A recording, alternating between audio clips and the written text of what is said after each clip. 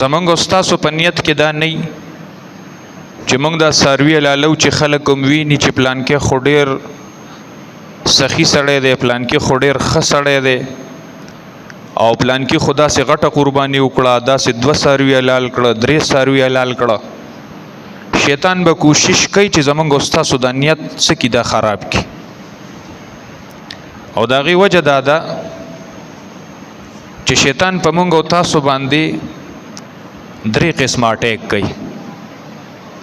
لاولنې اټیک په موږ او تاسو باندې دا کوي چې دا مسلمانان زه عمل ته پرې نه دم.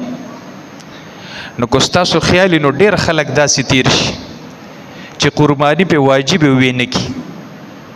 دا هغه اثرات دي چې شیطان دوی ته وسوسې اچوي چې مړه پتا خو نه کېږي او ته به اوس د سره زر خرڅې او ته خو قرضدار او دا د دنیا وسوسې ورته ورواچوي او بانه وله جوړه کړي او د قربانۍ نه پاتې کړي، د واجب قربانۍ نه پاتې کړي. ګناهګار دغه نارینه او زنانه دا ګناهګار پاتې شي.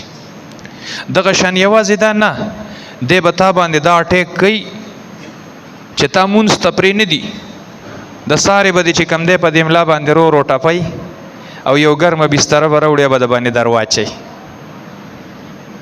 او ته به داسې خوب به دله درشي چې په ټوله شپه کې به تاله داسې خوب نه درغلي لکه دا سار د مانځه په دې ټایم کې چې دله درشي.